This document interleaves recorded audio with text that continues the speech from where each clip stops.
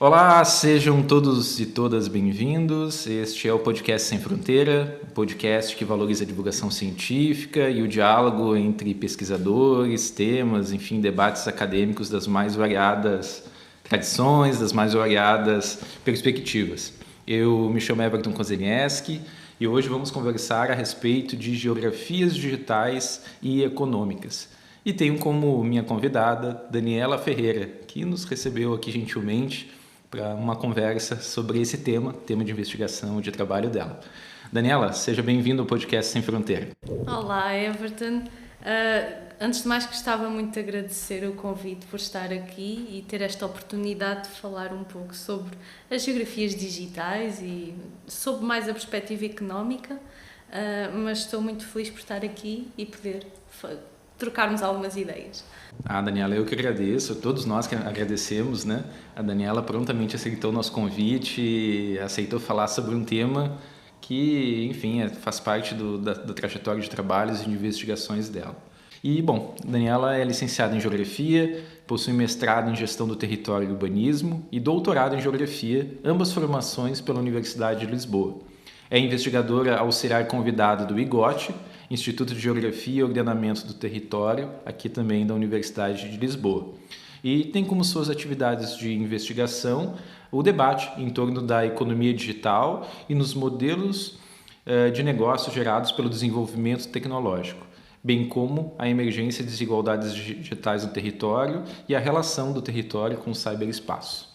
Bom, acho que é importante destacar que nós estamos falando com uma pesquisadora, uma investigadora que recebeu na semana passada o Prêmio Artigo Científico 2022 do Centro de Estudos Geográficos da Universidade de Lisboa. Então, mais do que um conjunto de trabalhos e investigações, nós estamos falando com uma investigadora premiada, inclusive. Obrigada. Que bom. Daniela, aqui no podcast nós temos uma série de questões, de perguntas, enfim. E eu gostaria de iniciar te questionando a respeito de talvez elementos um pouco mais fundamentais, assim, né? E, bom, o tema que nós temos hoje como debate, né, é um tema atual, né, por excelência, né? E, bom, mas nós sabemos que cada momento histórico ele acaba impondo teorias, estratégias de investigações para que nós, né, acadêmicos, consigamos elaborar as explicações, compreender a realidade que vivemos, né? E especialmente o mundo digital, digamos assim, depois pode até me dizer se talvez seja um termo adequado ou não, né? Mas o mundo digital, as tecnologias da informação e da comunicação, elas são elementos extremamente presentes na nossa realidade, né? Seja nas relações sociais, né, do WhatsApp, do, sei lá, Facebook, Instagram, né, seja nas relações das empresas, né, com o território. E, bom, eu gostaria de começar assim, te questionando a respeito de como tu interpreta esse momento que nós vivemos, né? Certamente é altamente desafiador para a geografia econômica, que tem abordagens clássicas, mas que também se depara com um contexto novo, atual, né? Então, eu gostaria de iniciar te perguntando como tu interpreta esse momento histórico que nós estamos, né? A partir das tuas perspectivas de investigação, né? E quais são as principais características desse mundo digital em que vivemos hoje? Ok. Obrigada pela excelente introdução e pela referência ao prémio, Everton. Antes, só fazer um parênteses e parabenizar-te também pelo facto de teres esta iniciativa do podcast, acho super interessante. Agora, propriamente em relação à tua questão e começando aqui o tema das geografias digitais, eu acho que antes de falar da parte económica, que no fundo é uma das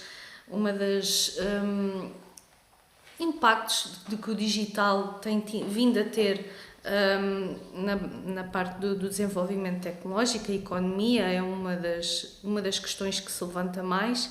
Eu gostava um pouco de ir um bocadinho atrás e nós somos geógrafos, estudamos questões de geografia. Gostava de enquadrar primeiro um pouco como é que nós enquadramos aqui a questão do desenvolvimento tecnológico na história da geografia, no percurso da geografia ao longo das últimas décadas, porque o facto de ter aparecido um conjunto de informação, um conjunto de desenvolvimentos tecnológicos nos últimos anos, tem vindo a colocar-nos várias questões sobre como é que nós havemos de olhar para a geografia neste momento, tendo uma série de dados disponíveis atualmente. Dados que são em grandes quantidades e que muitos de nós certamente já ouvimos falar do termo Big Data. Os Big Data são grandes quantidades de dados disponíveis por via da criação destas várias plataformas digitais que surgem neste contexto de desenvolvimento tecnológico e que coloca para os intelectuais da geografia, para os pensadores, vários dilemas, digamos assim, em relação àquilo o que é que nós estamos a viver, em termos do nosso percurso da história da geografia. E então, de acordo com alguma literatura, aquilo que nós temos vindo a perceber, e inclusive há um artigo também que escrevi sobre isso, em que me deparei com esta reflexão mais teórica para perceber um pouco também a posição da geografia, porque a verdade é que estes dados aparecem e são estudados por diferentes perspectivas, não apenas na geografia, mas também na gestão, na economia, na sociologia, na antropologia, etc., em que, de facto, todas as várias áreas podem utilizar estes dados e utilizar as ferramentas das tecnologias de formas diferentes. E nós temos que perceber na geografia como é que nós podemos usá-las de forma útil, mas também quais os desafios, os riscos que vêm daí, porque nem tudo é bom, nem tudo é maravilhoso, há sempre algumas questões que devemos ter mais atenção. E eu gostava de, em primeiro lugar, dizer que, de facto, este é um paradigma que nós estamos... É um novo paradigma em que estamos a iniciar. Tem poucos anos, é verdade, talvez uma década, não tanto, em que já se fala de Big Data e das grandes quantidades de dados que são produzidos por via das plataformas, por via destas tecnologias. E isto tem vindo, os pensadores, dentro da literatura de geografia, tem vindo a colocar várias questões.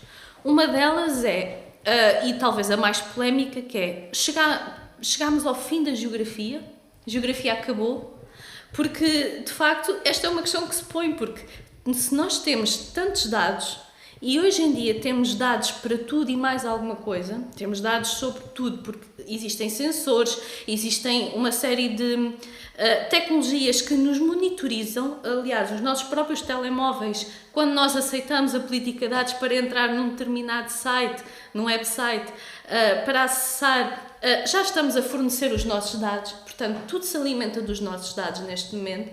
Então, o que alguns pensadores dizem é que se calhar chegamos ao fim da geografia, porque já não necessitamos de dados, já não necessitamos de teoria, porque temos dados para explicar tudo.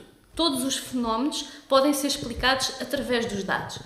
E isso foi muito polémico quando se viu este artigo, foi há uns anos, porque de facto foi algo que se constatou. E depois levou a uma outra discussão, que é: será que estamos perante uma ciência apenas baseada em dados, sem teoria, sem conceitos, apenas de base empírica? Este era uma das críticas. E depois havia uma outra ainda, em que diziam: então, será que regressamos ao positivismo, ao passado? Ou seja, é um ciclo.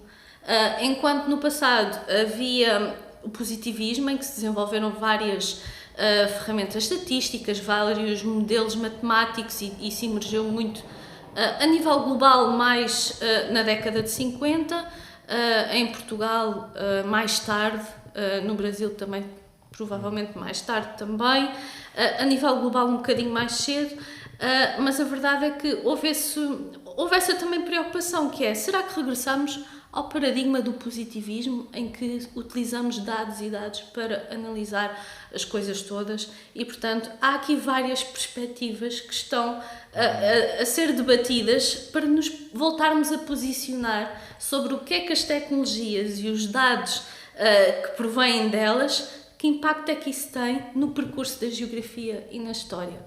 E, portanto, estas foram algumas das ideias que fluíram.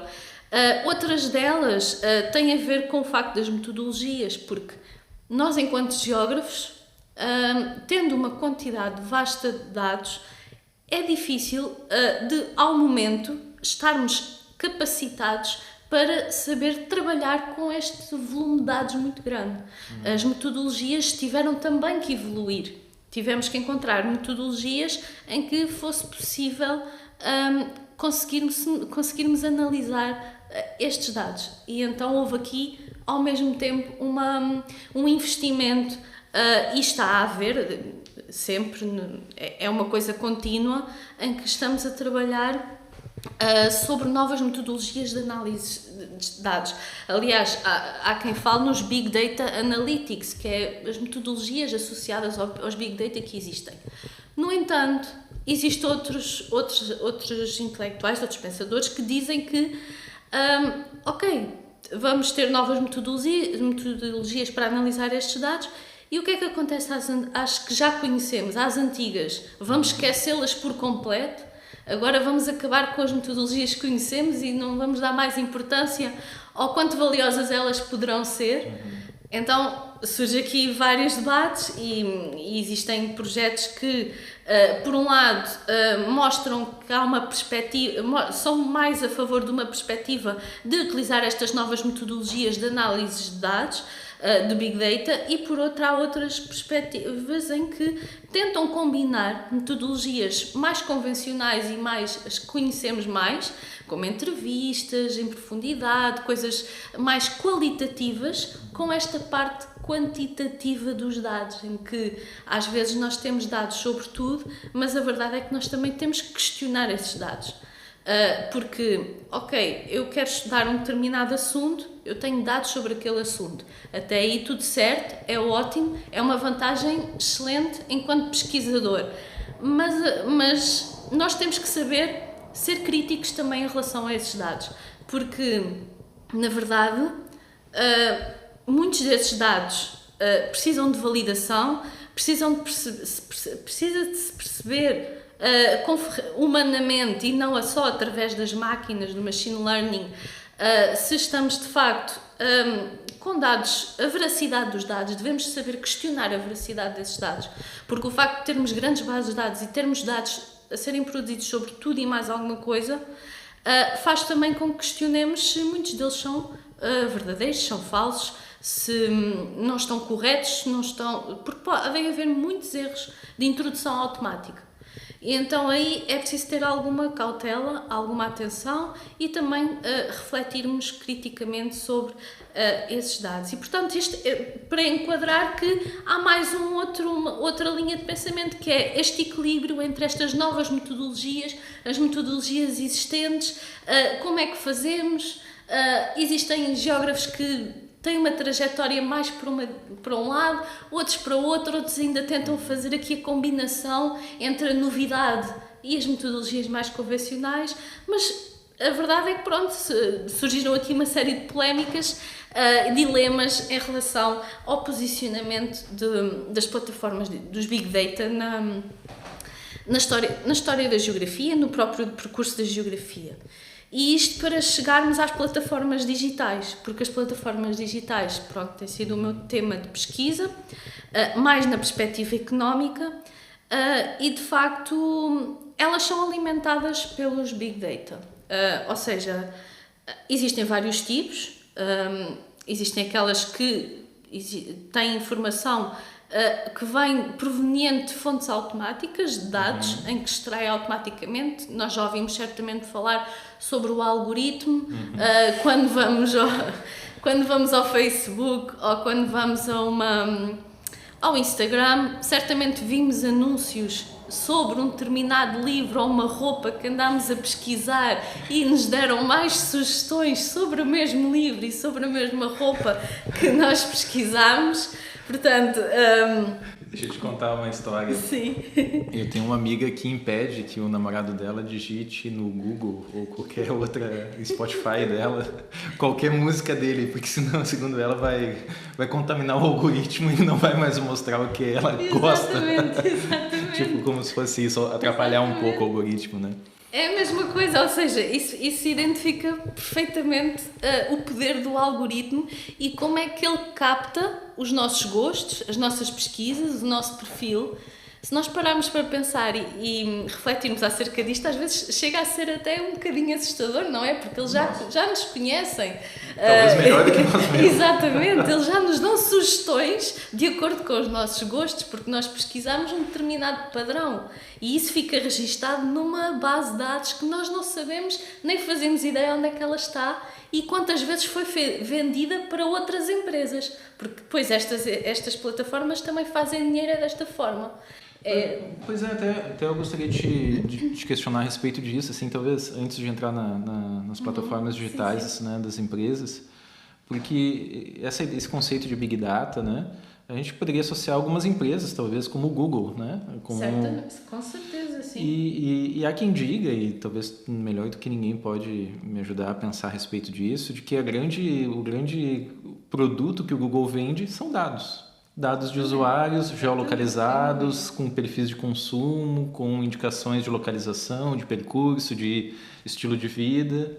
Mais do que uma plataforma de e-mail, é um conjunto de informações que se vende a um anunciante, sim, talvez, né? Sim, sem dúvida. Então, quando nós falamos de Big Data, nós estamos falando desses grandes, digamos assim, agrupamentos de informação que retratam desde o nosso batimento cardíaco, como o caso dos relógios, verdade. a postagens nas redes sociais, hashtags, palavras. Sim. Seria isso, os Big Datas? Não, sim, certamente. É mesmo isso que estás a pensar, é que de facto empresas como a Google, Microsoft, Facebook, agora temos a Meta, a Metaverso, todas elas têm grandes bases de dados sobre nós enquanto utilizadores e já está provado, e há bocado ainda estávamos a falar nisso numa conferência, que é a principal receita destas empresas vem da venda da informação de bases de dados para outras empresas. E nós nova mineração, digamos assim, né? Nós demos autorização para isso, porque nós aceitámos os termos, as condições quando instalamos uma app, quando instalamos um aplicativo, ou acedemos a um determinado site e aceitamos os cookies, aqueles nomes que aparecem lá, nós estamos a dar autorização para a nossa localização, os nossos dados irem para alimentarem uma série de fontes de dados. E, portanto, essa é uma das formas, eles ficam com uma base de dados bastante rica, é verdade, e ao mesmo tempo podem vendê-la para outras empresas, por exemplo, empresas com determinados negócios que precisem perceber o perfil de um determinado utilizador para saber que produto oferecer melhor a eles. Portanto, esse é um exemplo, há N exemplos.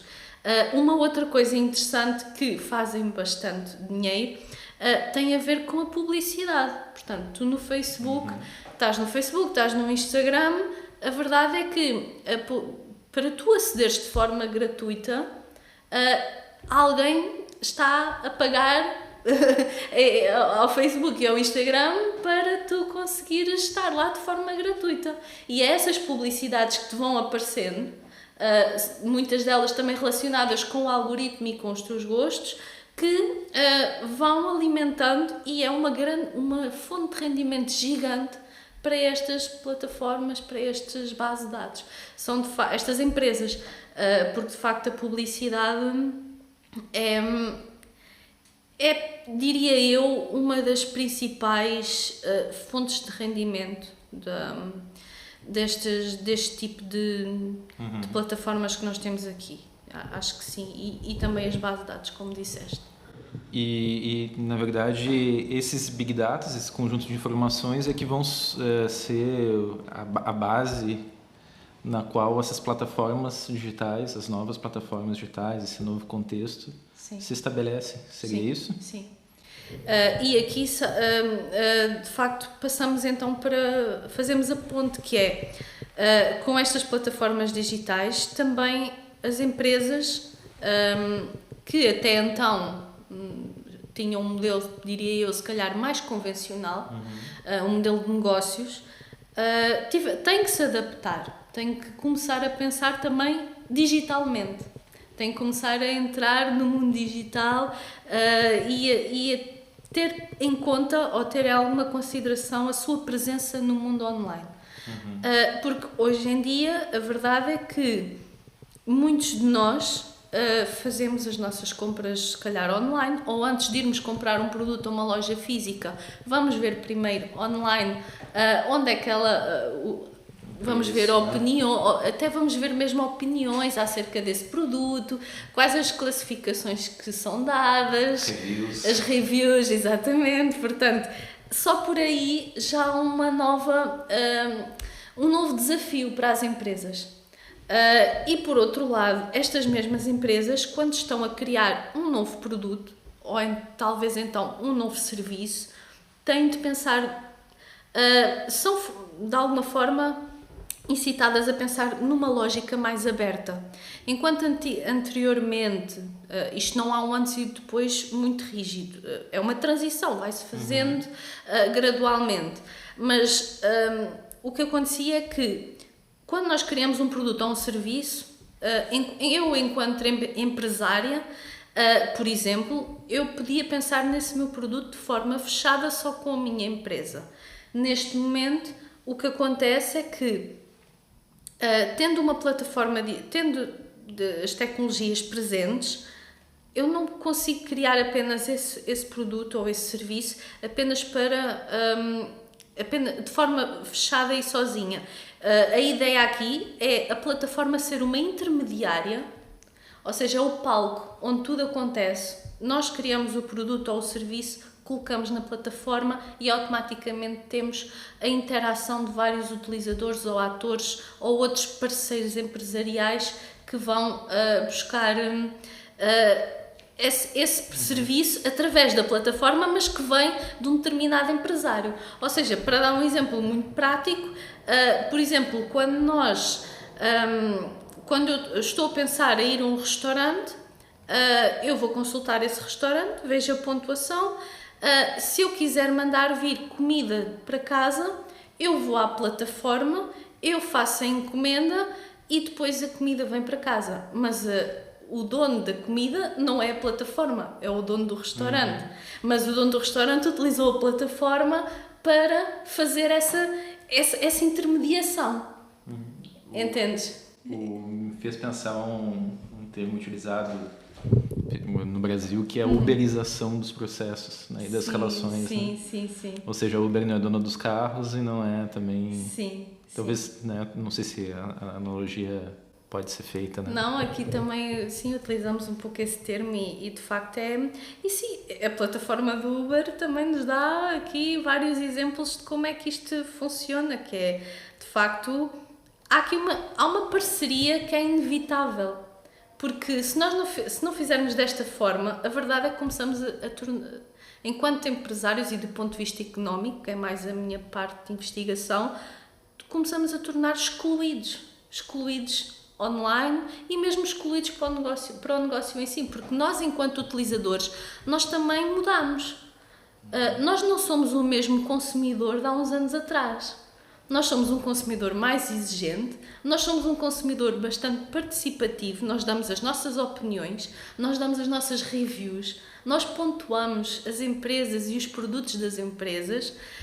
Se tu receberes um determinado produto, podes classificá-lo 5 estrelas, 4 estrelas, 3 estrelas e fazer o teu comentário. Tu vais a um restaurante, se não gostaste da comida, podes fazer um comentário também mau ou bom em relação a isso. E, portanto, a questão aqui é que os empresários não conseguem controlar uma parte do seu negócio, estando envolvidos no mundo digital. Porque se reparares, o que acontece é que nós, ao termos um produto online, estamos sujeitos à interação e ao feedback do mundo inteiro. E, portanto, aí nós não conseguimos controlar. O que está dependente muito do sucesso que ele tem, das interações que ele tem e do feedback dos utilizadores acerca dele. Portanto, esta é uma mudança económica gigantesca e nós a isso chamamos economia de plataforma.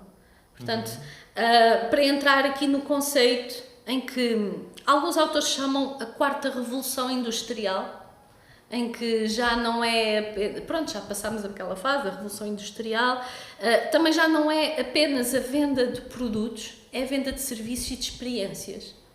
Portanto, aí tem muito a ver com esta parte de uma empresa sozinha, estando no mundo atual, não consegue operar de forma isolada, está sempre dependente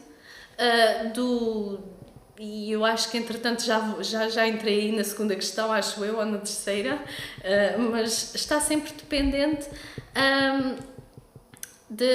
daquilo do exterior, do mundo digital, do ciberespaço, e por isso é que também falo um pouco do ciberespaço, porque a verdade é essa, há uma lógica muito mais aberta em que mesmo que eu tenha o meu próprio restaurante, eu dou sempre este exemplo, também é próximo a mim porque fiz investigação sobre isso, mas mesmo que nós tenhamos um restaurante em que tenhamos o melhor serviço do mundo, se nós estivermos pontuados online numa plataforma ou em várias plataformas com uma pontuação de 1 ou de 2 estrelas, a verdade é que uma parte significativa dos consumidores não vão lá. Quando tu vês um restaurante na internet, ou tu estás, por exemplo, vais a um lugar e queres perceber onde é que vais jantar esta noite.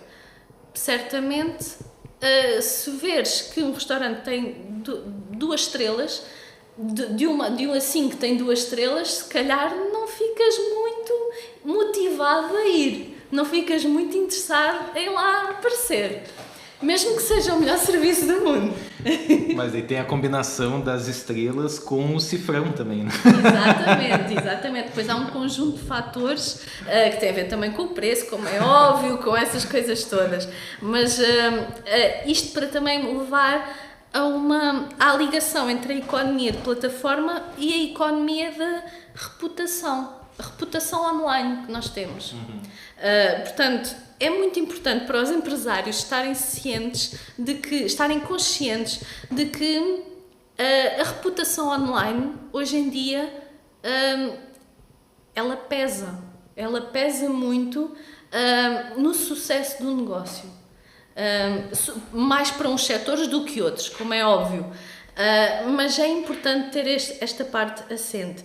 E outra ideia que eu também gostava de deixar em relação a esta abordagem da economia de plataforma. No fundo, a economia de plataforma define-se pelo facto de novas formas de economia e de novos produtos surgirem através das plataformas digitais.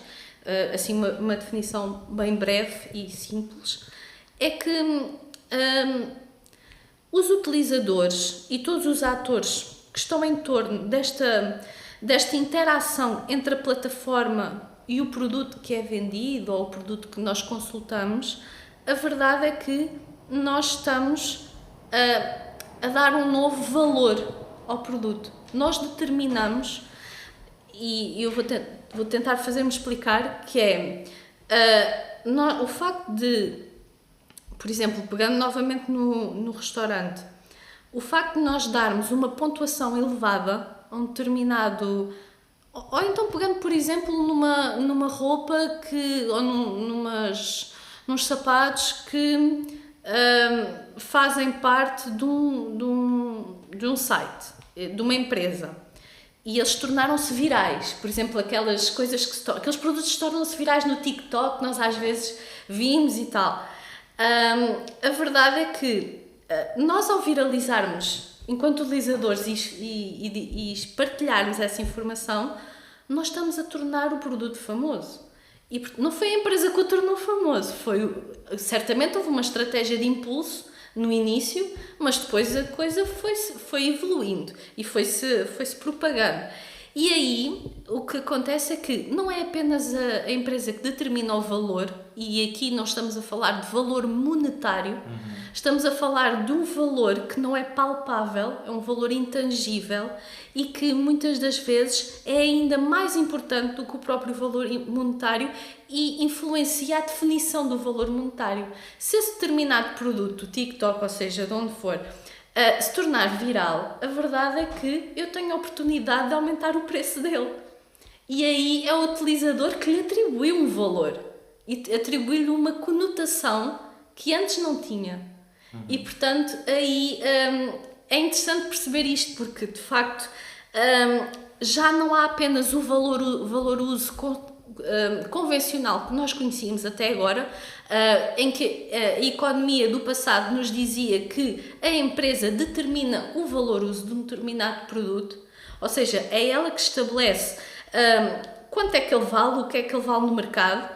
Nós, utilizadores, também dizemos quanto é que ele vale no mercado e a empresa está sujeita a isso. É como se, vamos imaginar uma situação aqui, nós entrássemos numa rede social, num restaurante que tem uma nota elevada. Sim. Eu estou fazendo turismo numa cidade, quero retratar que eu estou naquela cidade, eu vou lá e tiro uma fotografia dizendo que eu estou num restaurante tal, que tem uma nota elevada, e a minha própria propaganda é um fator de agregação de valor para aquela empresa que ele está, porque ela tem um status superior. Exatamente. E, portanto, ao mesmo tempo eu posso colocar uma série de situações negativas e diminuir a atratividade do negócio, digamos assim. Exatamente. Assim como tem este efeito muito positivo, se calhar, na criação desse valor que nós agregamos a ele, como tu estás a dizer, o oposto também pode acontecer completamente. Ou seja, é como eu estava a dizer há pouco, pode ser o melhor produto do mundo, mas se por alguma razão houver uma tendência geral online para não gostarem daquele produto, o outro vai ler e é influenciado. Depois os outros todos vão ler e são também influenciados. E é um efeito bola de neve. Até pode ser um produto ainda melhor do que outros que nós vemos, mas a verdade é que nós somos influenciados. Não é por acaso também que existem agora os influencers no Instagram e noutras plataformas em que eles de alguma forma vão mostrando alguns produtos e dizem gosto muito deste produto, tem um efeito muito bom, se for um produto de, sei lá, de skincare, qualquer coisa assim, tem um efeito muito bom, a pele fica ótima. A verdade é que se formos ver os números, eles vendem bastante aquele produto, só pela opinião deles.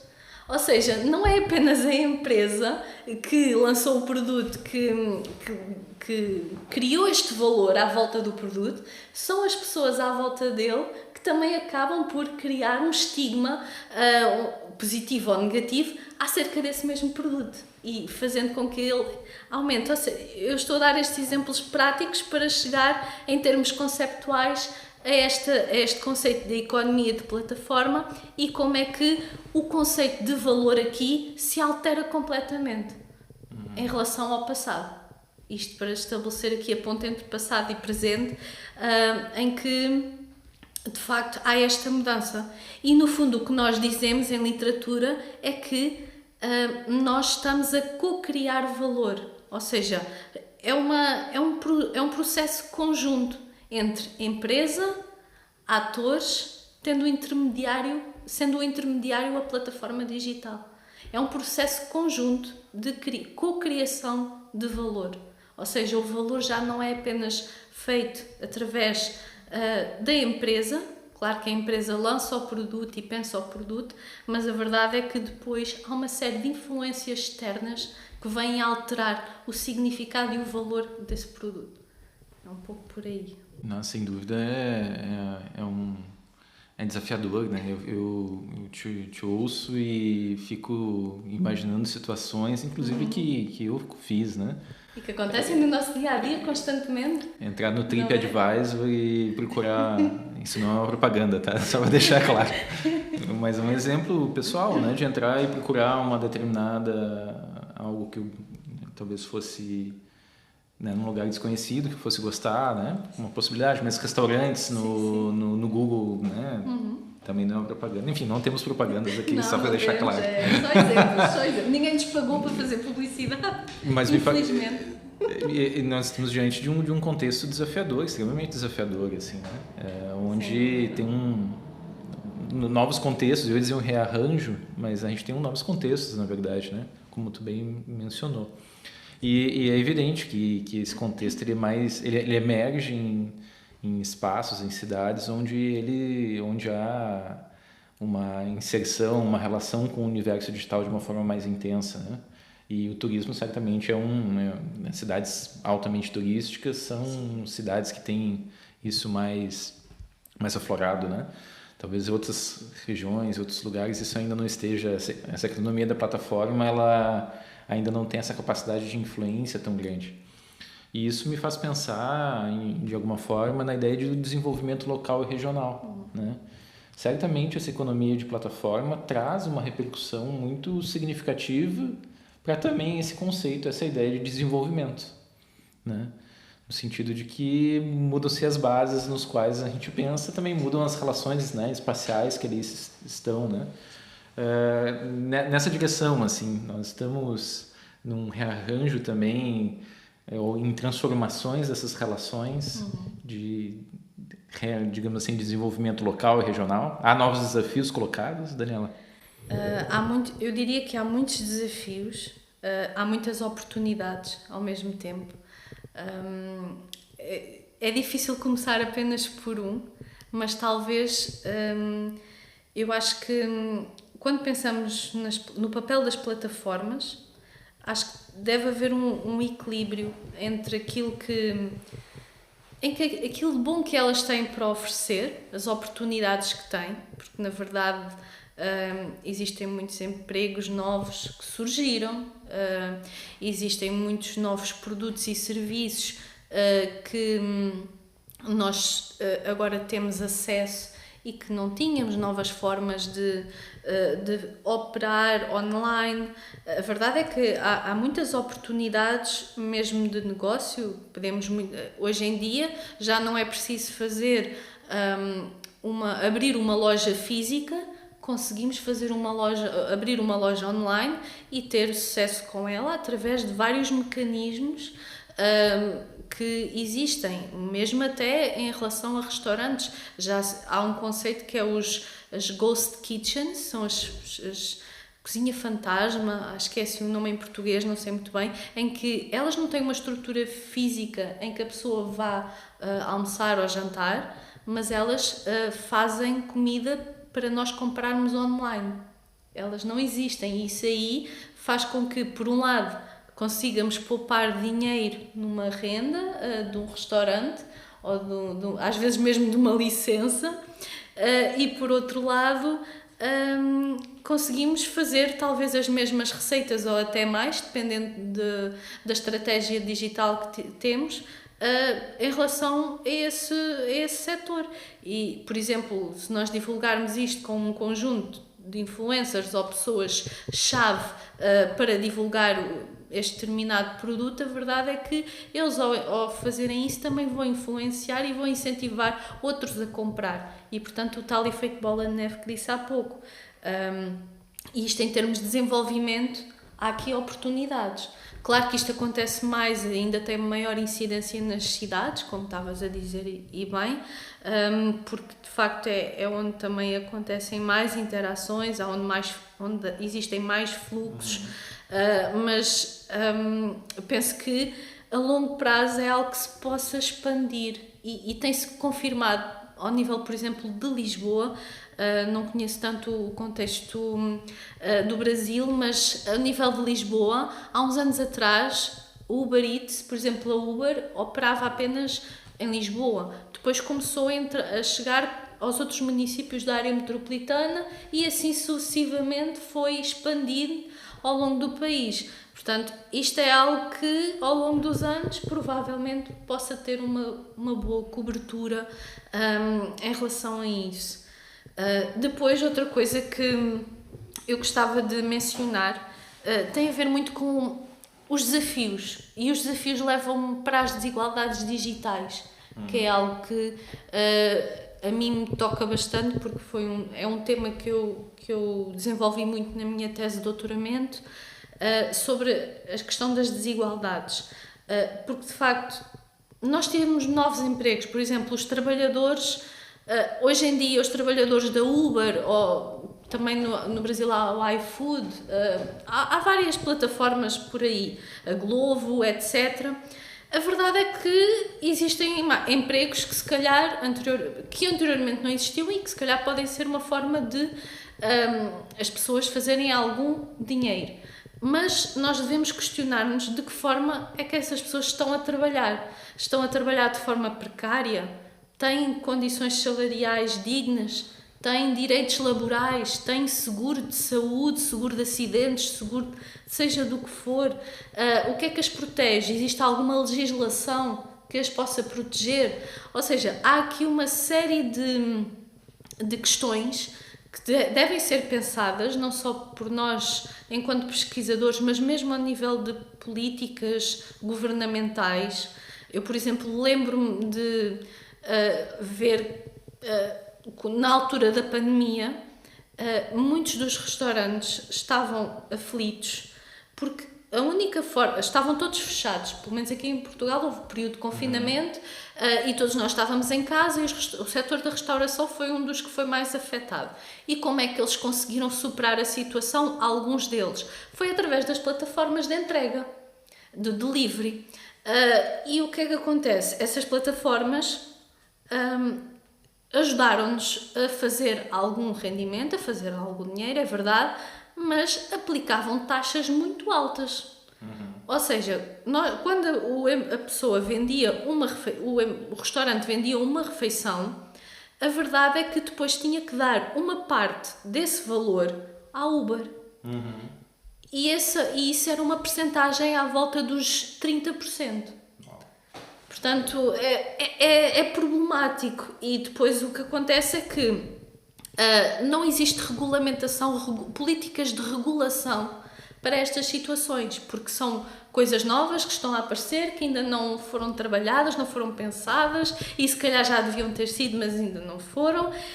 E a verdade é que a única coisa que eu me lembro que foi feita foi uma redução da taxa dos 30% para 20% na altura da pandemia. Às tantas, quando eu fazia alguma investigação e falava com alguns dos donos desses restaurantes, eles diziam: a Uber já não é apenas um parceiro de entregas, já é quase o meu sócio, porque eu já partilho com ele as minhas receitas e os meus rendimentos. Às tantas, o que eu tenho que fazer, dizia na mesma essa pessoa, tem que aumentar o valor da refeição, o valor da comida. De outra forma, só estou aqui a conseguir pagar a eletricidade e as básicas, não consigo ter lucro sequer.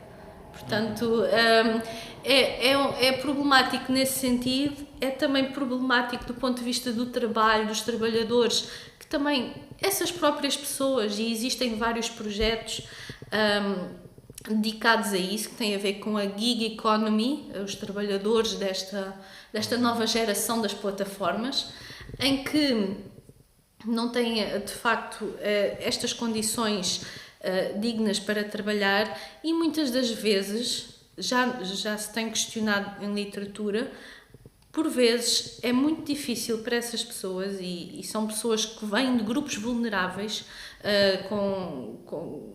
por vezes estão mais excluídos, ou que vêm de minorias, que se encaixam mais neste tipo de emprego, porque são empregos que, de uma maneira ou de outra, abraça este tipo de estes trabalhadores sem terem critério, então é uma forma mais fácil de conseguirem entrar.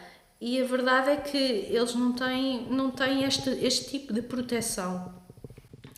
Tu sabes que no contexto brasileiro, no contexto da pandemia, teve uma mudança da rede logística das grandes redes, né? E uma das mudanças foi a transformação dos galpões logísticos. pela lógica de que a entrega tem que ser rápida. Houve um processo de, digamos assim, de difusão, de espalhamento no território de centros logísticos, né, para atendimento de economia de plataforma, né. Muitos amigos, quando vão comprar um produto mais caro, sei lá, uma televisão, né, normalmente procuram pela internet e não mais na loja física, né. Exato. É uma mudança de nossas, né, enquanto consumidor, né. Por outro lado, no Brasil também essa questão da pandemia não, da uberização trouxe consigo uma mudança na reforma trabalhista e um processo de precarização presente, assim, né. E eu fico te ouvindo, pensando, lembrando e relacionando essas coisas todas e pensando numa outra situação que também são as pessoas com muita idade, que normalmente têm dificuldades nessa relação com o universo do celular, o universo digital, e que também, em alguma medida, ficam alheios de um mundo novo que surgiu, digamos assim. Sim, verdade. E assim, Daniela, tu tá me provocando, assim, eu tô pensando, né, a respeito do contexto brasileiro e aproveito para te perguntar um pouco dessas situações, né, locais, regionais, e já que tu vinha falando das tuas investigações, né, como tu percebeu isso nas tuas investigações, especialmente que acredito eu em Lisboa, né? Certo. Mas tu possas nos contar um pouco, assim, de como essas novidades e desigualdades, talvez, né? Não sei, enfim, elas emergem aqui. Sim. Olha, posso dar um exemplo de um dos meus trabalhos, e foi talvez o principal trabalho, que tem a ver com a investigação que fiz no doutoramento, em que estudei a plataforma do TripAdvisor no setor da restauração. O propósito desta investigação foi perceber, inicialmente não estava tão consciente, quando iniciei esta investigação, de que poderia chegar a este desenvolvimento das desigualdades digitais. Mas ao longo da investigação fui-me apercebendo cada vez mais, à medida que ia explorando, que as desigualdades eram várias e de diferentes formas. E uma primeira impressão que tive logo, e que através da recolha de dados, foi que e agora passando para o caso específico do setor da restauração, muitos dos donos dos restaurantes, os empresários da restauração, não estavam registados na plataforma porque queriam, pela própria vontade. Ou seja, nós temos tínhamos em Lisboa 4.000 restaurantes registados no TripAdvisor. Cerca de 50% desses restaurantes foram utilizadores como nós que os inseriram na plataforma. Quando eu cheguei a fazer as entrevistas, quando eu cheguei a falar com essas pessoas, eu disse: olha, você sabe que está nesta plataforma que tem uma pontuação de 2 ou 3 estrelas, o que não é muito simpático, e sabe isso? Não faço ideia, nem tenho tempo para ver nada disso. Tenho tanto trabalho, sei lá, eu agora pegar nessa tecnologia e perceber onde é que eu estou, onde é que eu deixo de estar, não sei nada disso. E eu, por surpresa minha, comecei-me a perceber de que muitas das pessoas, dos empresários da restauração que estão online, muitas das vezes nem sequer têm ideia da sua presença online. E isto é muito perigoso. É perigoso e pode ter efeitos indiretos, negativos, que podem ser prejudiciais, sobretudo, por exemplo, e apercebi-me disso nas áreas turísticas em Lisboa. Quando o restaurante tem pontuação 2, é quase assassinado pelos restaurantes que têm pontuação de 5, porque os turistas, como não conhecem nada sobre o lugar, a verdade é que vão ao telemóvel e escolhem de acordo com os comentários e as reviews. Claro que existem os preços e essas coisas todas que nos influenciam, mas a pontuação tem um peso muito importante na nossa tomada de decisão. E quando eu questionei isto a este perfil de pessoas, de empresários, a verdade é que não tinham essa percepção. E eu assim, você sabe que tem pontuação 2 ou 3 estrelas. Ah, não sei, não estou muito interessada em saber, também não tenho tempo. E depois comecei por perceber que há aqui uma diferença de perfis entre empresários. Existem empresários com mais recursos e com uma dimensão maior em termos de empresa que conseguem investir no digital e daí conseguem se engajar nas plataformas e criar ali uma dinâmica entre utilizadores, criam um Instagram, às vezes até convidam os influencers do Instagram para fazer uma review e mostrar os pratos, as refeições que fizeram. E depois há o empresário de contexto familiar em que o pai e a mãe cozinham, os filhos estão a servir à mesa, com uma escolaridade mais baixa, em que não há qualquer informação ou qualquer preparação ou estratégia online, não há esse recurso de investimento em marketing. E o que acontece é que, obviamente, não é todos eles que não sabem que não estão no TripAdvisor, há alguns que sabem, não querem saber, há outros que não sabem e tudo bem também com isso. Portanto, há aqui ou seja, dentro da própria plataforma do TripAdvisor eu encontro desigualdades, só aqui no campo do ciberespaço, no espaço virtual, em que, resumindo, temos donos de empresas de restaurantes em que inseriram-se e engajaram-se na plataforma de forma consciente e propositada, outros que não fazem ideia que lá estão e outros que sabem que estão lá, mas não foram eles que inseriram o restaurante.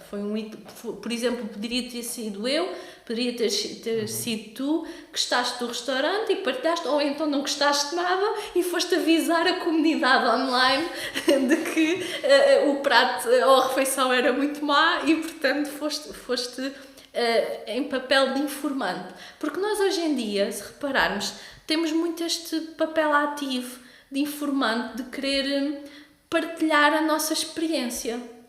Quantas vezes, se nós questionarmos a nós próprios, nós não tiramos uma fotografia da refeição que estamos a comer porque está muito bonitinha, não é? E às vezes partilhamos nas redes sociais, ou com amigos, ou colegas. Nós, inconscientemente, já estamos a assumir um papel um pouco de informante online. Ou seja, não somos apenas consumidores, somos produtores de informação. E há um conceito para isso que se chama prosumidor. Ou seja, é a conjugação do consumidor com produtor. Ou seja, nós não somos jamais consumidores de informação online, nós também produzimos informação online acerca disso. E então essa parte também é interessante, porque de facto nós, enquanto prosumidores, inserimos restaurantes no TripAdvisor, a verdade é essa, e depois não nos apercebemos das repercussões que isso pode ter ao nível do negócio. Houve um caso de um senhor que não sabia disto, na entrevista é que acabou por perceber, porque eu lhe disse, em que ele tinha uma pontuação de 2, o negócio não ia muito bem, a verdade era essa, não ia muito bem. E então ele até tinha mais tempo para falar comigo porque não tinha muitos clientes. Então eu aproveitei a oportunidade ao mesmo tempo. Mas a verdade é que ele tinha aderido, eu não sei se conheces, mas aqui há os packs Odisseias, uns packs que se compra em lojas para ter uma experiência num restaurante. Compras coletivas, assim? Exatamente. E então ele na altura, essa empresa, lá está, uma empresa externa, aqui já não é apenas um empresário a operar sozinho, convidou para fazer parte desse pack de experiências. E ele tinha uma determinada refeição que a pessoa pagava esse pack de experiência, esse produto, e as pessoas iam lá comer ao restaurante por um preço que, era negociado entre a empresa e o restaurante. Era um preço negociado. E assim ia-se propaganda. Era uma parceria entre o restaurante e uma determinada empresa. Os Odisseias aqueles packs fazem ao mesmo tempo, eles oferecem aquelas coisas, massagens, aquelas coisas todas, têm várias experiências, pronto, e uma delas era a experiência gastronómica. E então o que é que aconteceu? Ele meteu-se nessa aventura, ele colocou-se nessa aventura e foi aderir para que o seu restaurante ficasse integrado no pack de experiências. O restaurante dele, por acaso, era um restaurante assim bastante tradicional e tal, pronto, e nada contra os restaurantes tradicionais, que às vezes são bastante bons e tudo mais. Mas ao que parece, ele teve uma onda de adesão, ou seja, aquilo ao mesmo tempo trouxe-lhe muitos clientes, foi uma coisa boa, estar inserido no pack de experiências, porque trouxe muitos novos consumidores a virem experimentar o seu produto, mas a verdade é que a maioria das pessoas não gostou da comida daquele restaurante. E olhem o impacto negativo que isto teve, como se houve uma avalanche de reviews negativas acerca do restaurante, que estão até hoje registadas no TripAdvisor, classificações muito baixas, que fez que, então, o porquê dele ter a pontuação de 2 estrelas, e que de facto, pronto, foi com isso que, estando ele agora num local turístico, está a ser fortemente afetado de forma negativa por esta experiência que ele se colocou ele próprio, não estando preparado para a questão do digital ou para esta experiência, ou talvez porque os pratos que ele estava a fazer, as comidas que ele estava a fazer, se calhar não eram do agrado. O serviço também, todos esses fatores, não foi do agrado do consumidor, levou com muitas reviews más. E agora, neste momento, ele não está... Pronto, está numa situação de crise. E, claro que não é apenas este o fator que determina a crise, mas influenciou bastante e contribuiu bastante para ele agora se encontrar numa situação em que, se olharmos para o telemóvel e pesquisarmos o restaurante dele, se calhar vamos ler certas coisas que nos fazem tomar a decisão de não ir. E isto é um dos impactos e um dos grandes desafios, é de facto estas desigualdades, estas consequências que a economia de reputação, a reputação online que é gerada, nos coloca, porque este senhor, sem saber e ter percepção, a verdade é que à volta dele, no mundo virtual, ou seja, nós temos 2 mundos, temos o mundo físico, depois temos o mundo virtual. No mundo virtual ele estava completamente manchado, a sua reputação estava na lista negra, basicamente, do TripAdvisor. E depois há outra questão muito importante, que é, estas pessoas pedem para sair do TripAdvisor e o próprio TripAdvisor não permite isso. Olha só. Parece quase uma ditadura. Porque houve até um senhor que me disse, um empresário, se você conseguir tirar-me de lá, eu pago 50 euros. Não, porque por incrível. outro lado, as pessoas que vão no estabelecimento não têm o mesmo critério do que as pessoas que vão em outros estabelecimentos. Os julgamentos não são a partir de elementos comuns, né? Isso já tem um problema em si, né? E além disso, não poder sair da plataforma. Há muitos empresários que ficam muito chateados, furiosos, diria mesmo, porque não estão de acordo com a lógica da plataforma, não pediram a ninguém para estar naquela plataforma e, no entanto, são forçados a lá estar porque alguém os inseriu lá. Então, isto coloca-se aqui um debate muito grande, porque eles protestam e, de facto... E certamente no Brasil também há situações similares, porque o TripAdvisor é uma plataforma global, é mundial, portanto também foi uma das razões porque a estudei, porque dá para perceber um pouco em certos países, e a verdade é que quase que eles se sentem numa ditadura digital, que é um termo que eu às vezes gosto de utilizar para exprimir os sentimentos que eles às vezes transmitem, que é, eles foram inseridos na plataforma, ou seja, se tu fores jantar a algum lado, esse restaurante não estiver online, se tu inserires lá, o proprietário não consegue tirar. Ele manda e-mails para o TripAdvisor, ele faz tudo para sair, mas o TripAdvisor felizmente ou infelizmente, isto aqui depende da perspectiva, privilegia sempre o utilizador.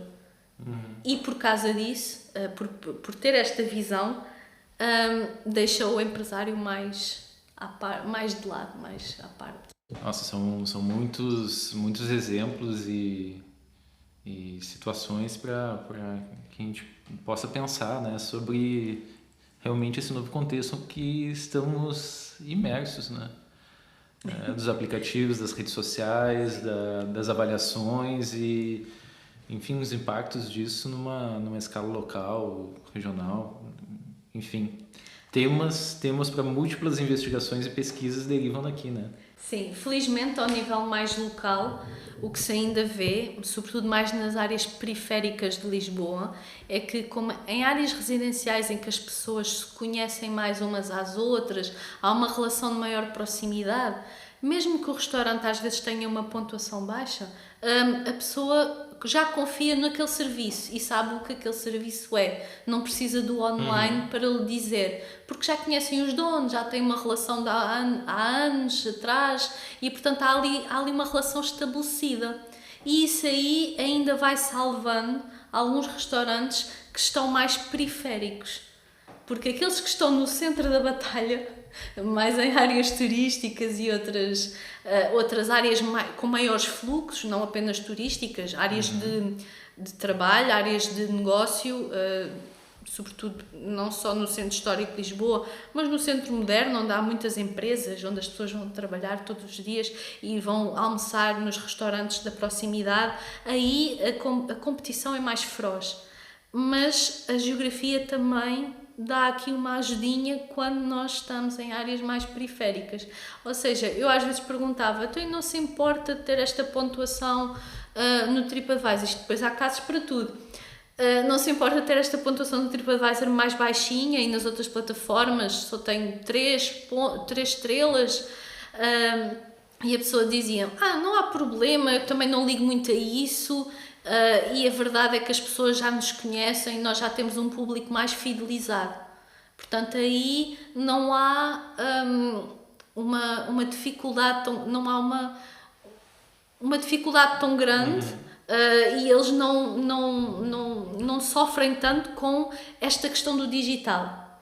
Ou seja, há vários contextos, há aqui várias questões nuances diferentes, sim.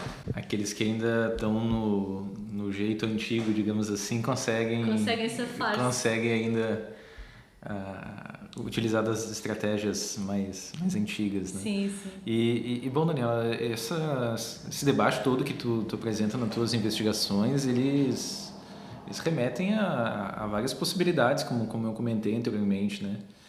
E eu gostaria de perguntar para todos aqueles que, né, estão nos ouvindo aqui, que gostaram do tema, da discussão, se tu poderia nos dar algumas pistas, algumas indicações para que quem queira iniciar pesquisas, investigações, ou mesmo por curiosidade conhecer um pouco mais a respeito desse debate, né, que tu pudesse nos dar algumas indicações, pode ser livros, pode ser filmes, pode ser, né, as mais variadas sugestões, né? Então, eu gostaria de te colocar, a gente está chegando na reta final da nossa conversa, né? Se tu poderia nos fazer algumas sugestões para quem está iniciando no debate. Claro que sim.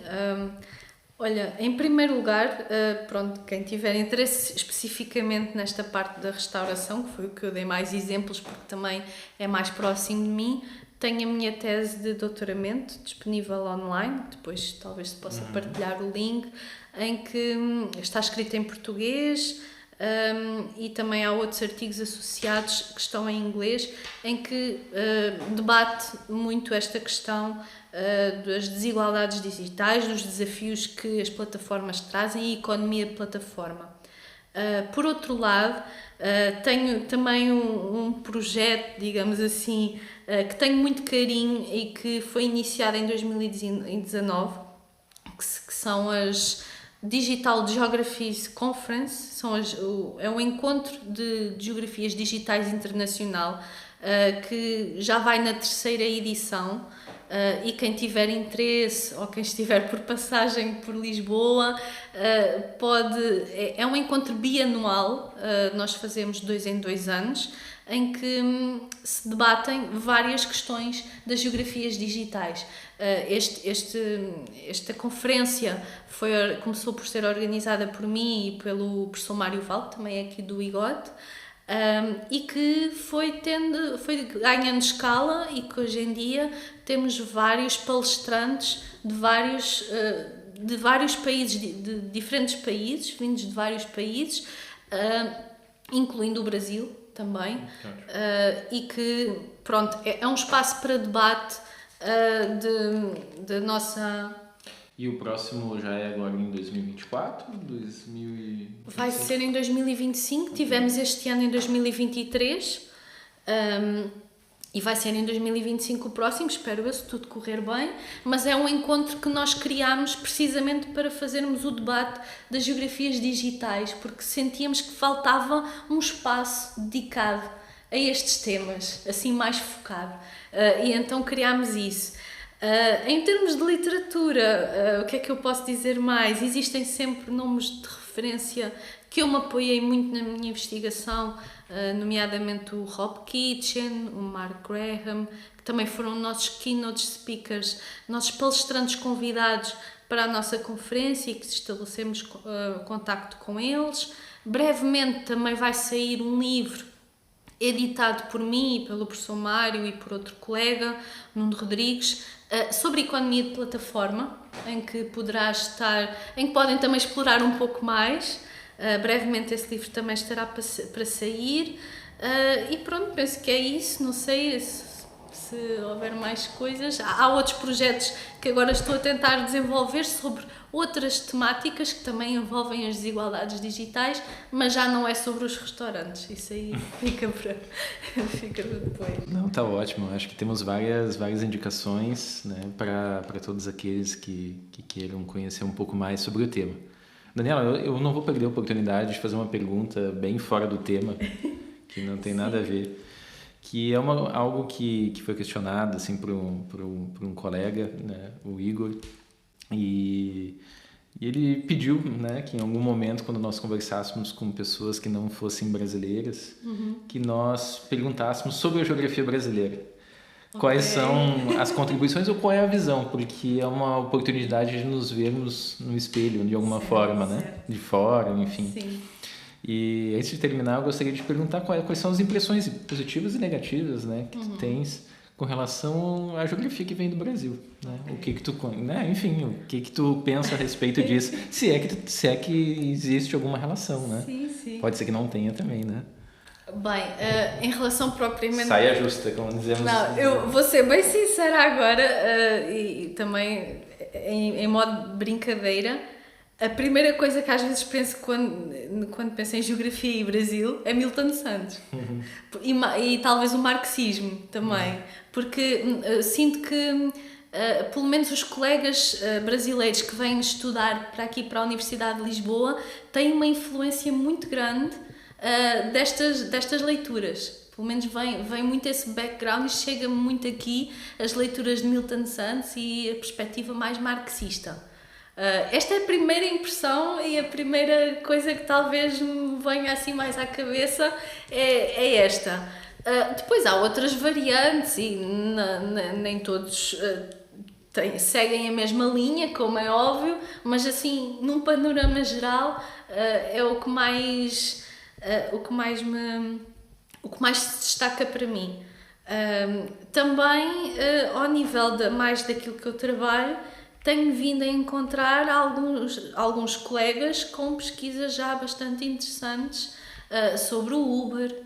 Tenho notado que há movimentos já fortes no Brasil, sobretudo nas cidades talvez principais, em que se luta já muito pelos direitos e pelo combate à precarização deste tipo de trabalho. Não sei se estou a dizer algum erro ou não, ou se estou certo ou não, mas tenho constatado e tenho visto, e inclusive já pesquisei e vi também que havia observatórios das desigualdades digitais em algumas universidades do Brasil, e portanto começo a perceber que também há aqui trabalho paralelo em que se calhar podemos cooperar mais, podemos trabalhar mais em conjunto no futuro, em relação a estes temas, porque penso que o Brasil também tem sido bastante afetado a nível das grandes cidades, talvez mais, pela vinda destas novas plataformas, e teria muita curiosidade em explorar mais essa realidade também. Tá certo, muito obrigado, Daniela, pela pergunta, não fugindo do tema, né? Mas é muito importante, é rico para todos nós, assim. E, bom, só posso te agradecer pela nossa conversa de hoje. Foi muito interessante, certamente virão questões, virão sugestões, né? Espero que sim, cá estarei para responder, se necessário, se houver alguma dúvida, depois fica aí o meu contacto. Estaremos nas redes, né? Através das redes digitais do projeto, através da própria plataforma de disseminação dos podcasts, né? As múltiplas, né?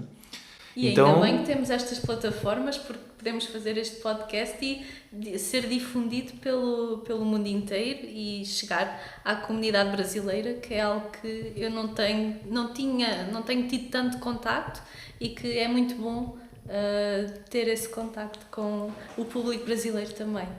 Que ótimo! E, bom, então tá, muito obrigado, então, Obrigada, Daniela. Foi um prazer aqui termos essa nossa conversa hoje. E, bom, o podcast Sem Fronteira, então, fica por aqui hoje, né? Em breve teremos novas discussões. Lembrando que o podcast Sem Fronteira é um projeto de divulgação científica que não tem fins lucrativos, que se apoia nas plataformas digitais, mas também não tem patrocínios e nada do tipo. Se você gostou do nosso podcast, pedimos para nos ajudar na divulgação, compartilhando, enfim, mandando sugestões de temas, sugestões de debate, e, enfim, a Daniela fica à disposição também de vocês para conversas por outros caminhos, né? Então, até a próxima, então, no podcast Sem Fronteira.